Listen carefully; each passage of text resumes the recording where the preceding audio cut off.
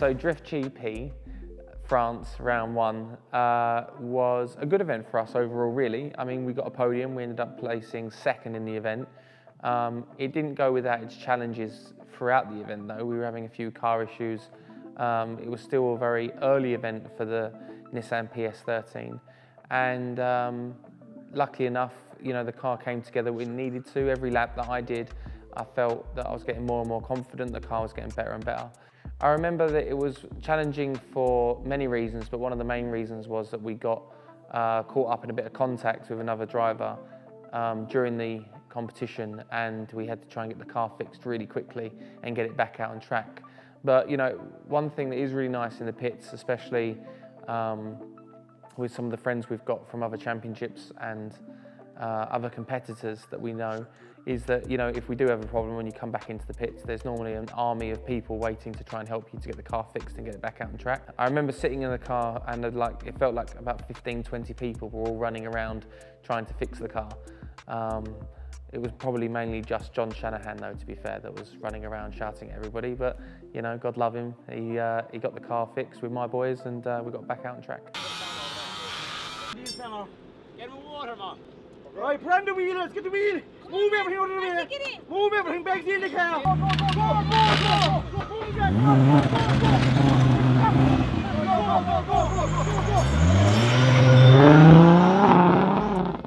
Go, So when it came to the battles, I was feeling kind of good going into that. And obviously we had a few issues with entry with another driver.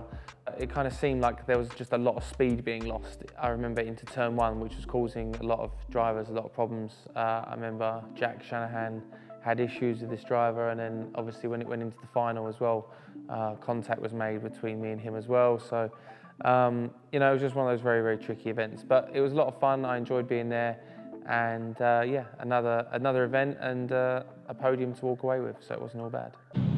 You win, guy. You are the best. Yes, I say the same thing. He do left brake. He do, and Jack Shannon say to me the same thing. Jack Shannon say the same thing. He do at me. He do at me last race. He do at him. He do at Jack Shannon. This guy cheat. I say to you, it's my job, okay, to drive cars.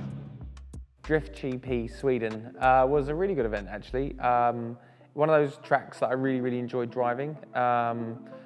Everybody that was there seemed to be having a really good time, and everybody was really gelling with the track real quick. So I knew that we had to really step our game up, because there was a lot of very good drivers there, and there was a lot of people that were very competitive. The Nissan PS13 was running really well, actually. It was one of those events where we didn't have too many problems with the car, and everything seemed to be working perfectly. I remember going into qualifying, and we qualified quite well. I got quite a good qualifying run in quite early on. I think it was my first run that was probably my better run. So a lot of the drivers were driving really well, and I remember I really enjoyed the circuit, and I was really starting to feel comfortable, and it just got down to realistically everybody having to just push as hard as possible. And when it got to the top 8, it was just one of those sort of all out there sort of moments, and we just had to give everything we had. And I remember coming up over, which felt like a jump, but we never really got any air. It just kind of lifted the full amount of suspension. And as the car came back down and it resettled, I'd gone a little bit too wide, and the rear wheel had just landed in the dirt, and we just lost all grip, and that kind of then spun me 180, and I just remember going backwards into the gravel and all the dirt and everything, and then it just became like a massive dust cloud, and I don't remember where I exactly ended up, but I remember thinking that there was a bank and I was going to be probably going into that, but we, lucky enough, just stopped just in time. But it did leave the car a little bit messy, and unfortunately we lost the run. But it was one of those moments I remember like thinking that we just had to give it everything we had, and it was just one of those moments I felt we were just a little bit unlucky that it just didn't quite pay off. Drift GP versus BDC Birmingham NEC with its custom layout was really, really cool. It was one of those events where it just brought the track to the fans, and being right next to the NEC was really cool, because it was a great venue for everybody to come to and spectate.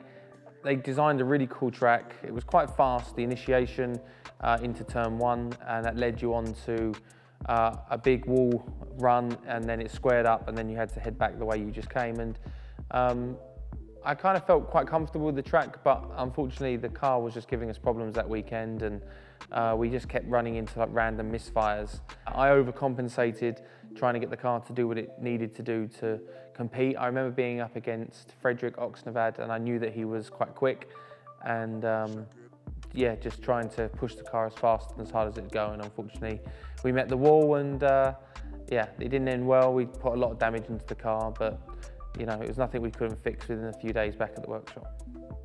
So it was an interesting season with Drift GP. We had some ups and we had some downs. I had a lot of good times though. It was awesome to hang out with a lot of the drivers and travel around Europe a little bit. Going into this season, I'm looking forward to getting to go back to some of the cool European circuits that we got to go to last year, and really trying to dominate a little bit more when we get to them.